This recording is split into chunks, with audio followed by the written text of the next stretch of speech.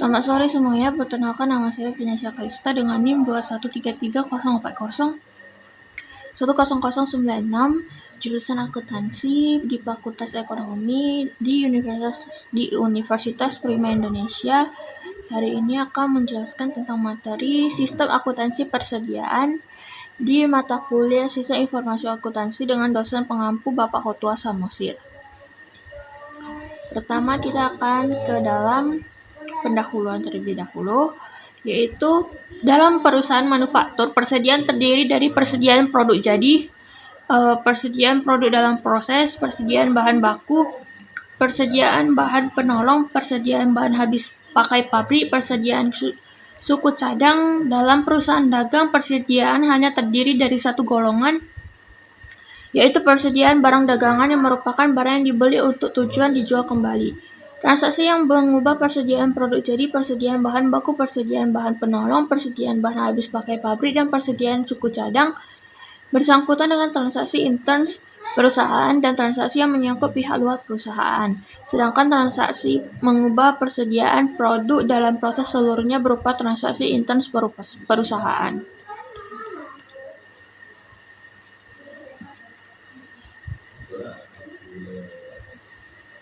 Kemudian kita masuk ke dalam sistem dan prosedur yang terkait dalam sistem akuntansi persediaan. Sistem dan prosedur yang terkait dalam sistem akuntansi persediaan itu ada beberapa, yaitu yang pertama prosedur pencatatan produk jadi, yang kedua itu prosedur pencatatan harga pokok produk jadi yang dijual, kemudian prosedur pencatatan harga pokok produk jadi yang diterima kembali dari pembeli, prosedur pencatatan tambahan dan penyesuaian kembali harga pokok persediaan produk dalam proses, prosedur pencatatan harga pokok persediaan yang dibeli, prosedur pencatatan harga pokok persediaan yang dikembalikan kepada pemasok, prosedur permintaan dan pengeluaran gudang, prosedur pencatatan tambahan harga pokok persediaan karena pengembalian barang gudang, sistem perhitungan fisik persediaan. Nah, prosedur pencatatan produk jadi. Dokumen sumber yang digunakan dalam prosedur pencatatan produk jadi adalah laporan produk selesai dan bukti memorial. Laporan produk selesai digunakan oleh bagian gudang untuk mencatat tambahan kuantitas produk jadi dalam kartu gudang. Bukti memorial digunakan untuk mencatat tambahan kuantitas dan harga pokok persediaan produk jadi dalam kartu persediaan dan digunakan sebagai dokumen sumber dalam mencatat transaksi selesainya produk jadi dalam jurnal umum. Terus catatan akuntansi. Catatan akuntansi yang digunakan dalam prosedur pencatatan produk-produk jadi yang dijual adalah kartu gudang, kartu persediaan, dan jurnal umum. Kemudian prosedur pencatatan harga pokok produk jadi yang dijual itu yang dokumen sumber yang digunakan untuk mencatat transaksi penjualan produk jadi adalah surat order pengiriman dan faktur penjualan. Terus catatan akuntansinya itu digunakan dalam prosedur pencatatan harga pokok jadi yang dijual ada kartu gudang, kartu persediaan, dan jurnal umum. Kemudian prosedur pencatatan harga pokok produk jadi yang diterima kembali dari pembeli. Dokumen yang digunakan dalam prosedur pencatatan harga pokok jadi yang dikembalikan adalah laporan penerimaan barang dan memo kredit. Laporan penerimaan barang digunakan oleh bagian gudang untuk mencatat kuantitas produk jadi yang diterima dari pembeli ke dalam kartu gudang, sedangkan memo kredit yang diterima dari bagian order penjualan digunakan oleh bagian kartu persediaan untuk mencatat kuantitas dan harga pokok produk jadi yang dikembalikan oleh pembeli ke dalam kartu persediaan. Kemudian catatan akuntansi yang digunakan itu dalam prosedur pencatatan produk jadi itu ada kartu gudang, kartu persediaan, jurnal umum, jurnal reto penjualan jika perusahaan menggunakan jurnal khusus. Kemudian prosedur pencatatan harga pokok persediaan produk dalam proses. Dokumen yang digunakan itu prosedur pencatatan persediaan produk dalam proses ada bukti memorial. Kemudian dokumennya dalam harga pokok persediaan yang dibeli itu terdapat dua, yaitu laporan penerimaan barang dan laporan bukti kas keluar. Kemudian ada prosedur pencatatan harga pokok persediaan dikembalikan kepada pemasok Dokumennya itu adalah laporan pengiriman barang, kemudian memo debit yang diterima dari bagian pembeli digunakan oleh kartu persediaan untuk mencatat kuantitas dan harga pokok persediaan yang dikembalikan kepada pemasok ke dalam kartu persediaan. Kemudian prosedur permintaan dan pengeluaran barang gudang. Dokumen yang digunakan prosedur ini adalah bukti permintaan dan pengeluaran barang gudang. Bukti ini dipakai oleh bagian gudang untuk mencatat pengurangan persediaan karena pemakaian interns. Bukti ini juga dipakai oleh bagian kartu persediaan untuk mencatat berkurangnya kuantitas dan harga pokok persediaan karena pemakaian interns. Bukti ini juga dipakai sebagai dokumen sumber dalam pencatatan pemakaian persediaan ke dalam jurnal pemakaian bahan baku atau jurnal umum. Kemudian prosedur pengembalian barang gudang itu dokumennya yang digunakan itu adalah prosedur pengembalian barang gudang adalah bukti pengembalian barang gudang. Dokumen ini digunakan untuk bagian gudang untuk mencatat tambahan kuantitas persediaan dalam kartu gudang. Dokumen ini juga digunakan oleh bagian kartu persediaan untuk mencatat bahan, kuantitas, dan harga pokok persediaan ke dalam kartu persediaan. Berkurangnya biaya ke dalam kartu biaya dan pengembalian barang gudang tersebut ke dalam jurnal umum. Kemudian kita akan masuk ke dalam materi sistem perhitungan fisik persediaan. Sistem perhitungan fisik persediaan itu umumnya digunakan oleh perusahaan untuk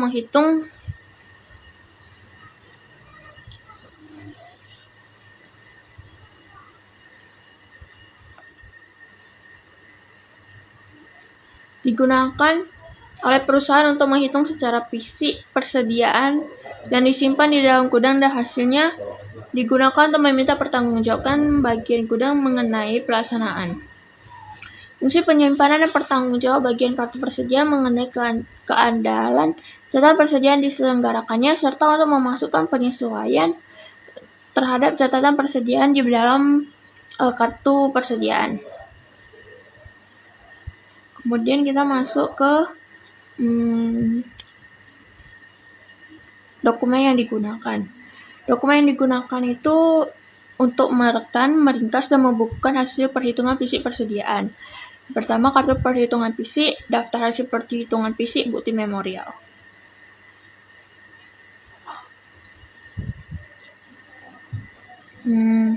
Kemudian catatan akuntansi dan fungsi yang terkait.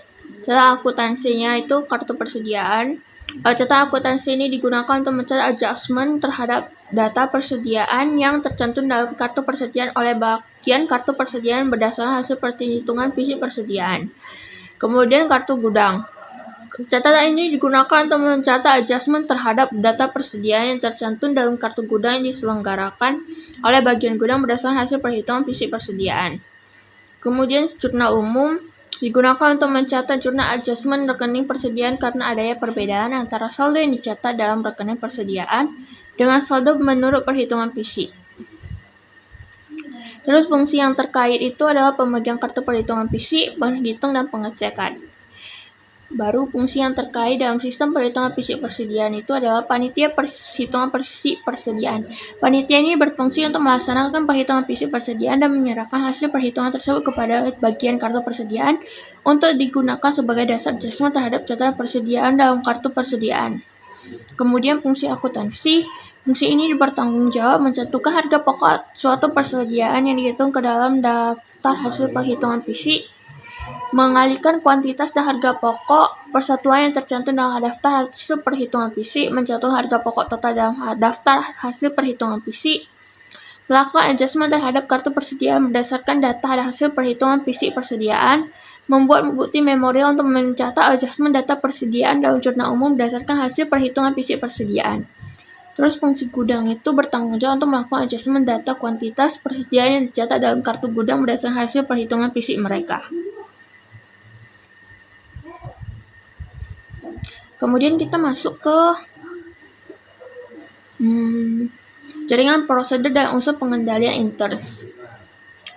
Jaringan prosedur yang membentuk suatu sistem itu yang pertama adalah prosedur perhitungan fisik. Dalam prosedur ini, tiap jenis persediaan gudang dihitung oleh penghitung dan pengecek secara independen yang hasilnya dicatat di dalam kartu perhitungan fisik.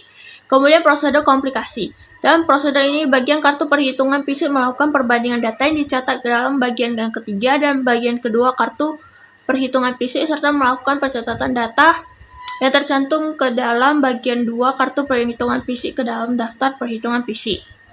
Yang ketiga itu adalah prosedur penentuan harga pokok persediaan.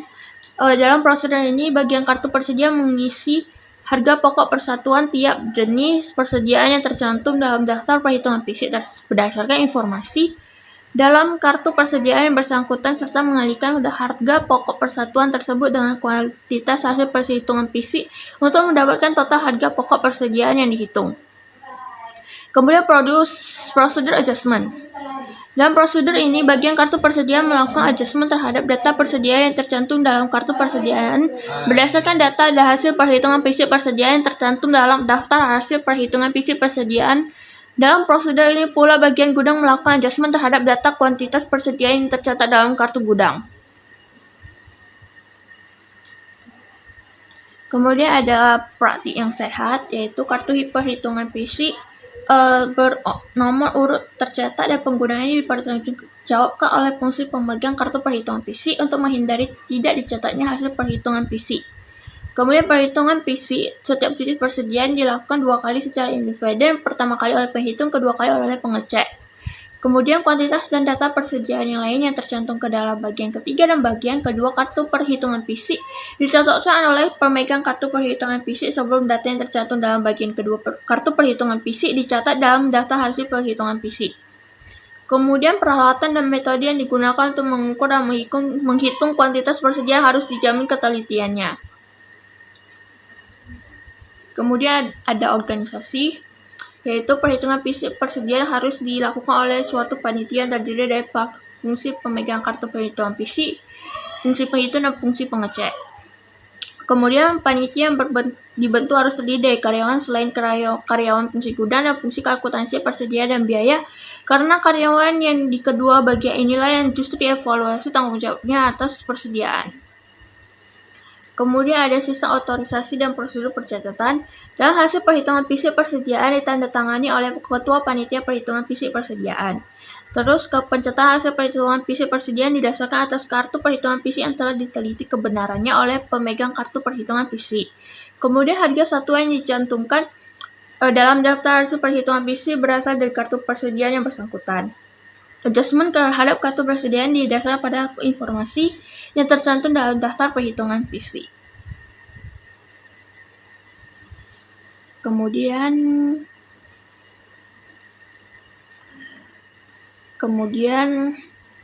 tujuan adanya pengendalian interest yaitu menjaga kekayaan organisasi, memelihara ketelitian dan kebenaran data akuntansi, mendorong efisiensi, mendorong dipatuhinya kebijakan manajemen.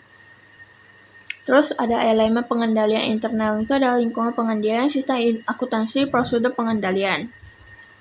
Kemudian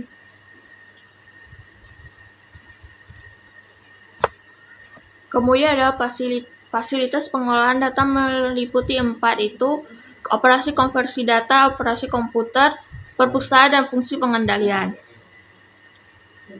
Nah, pengendalian terhadap arsip data dan program disimpan harus dilakukan oleh karyawan perpustakaan dalam tempat yang terlindung dengan baik, meliputi prosedur dalam penyimpanan,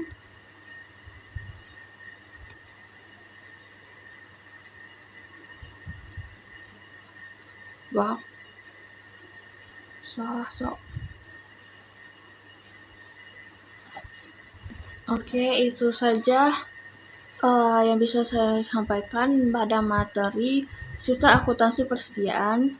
Tunggu video berikut saya yang akan menjelaskan tentang topik sistem akuntansi aset tetap di minggu depan. Terima kasih dan selamat sore.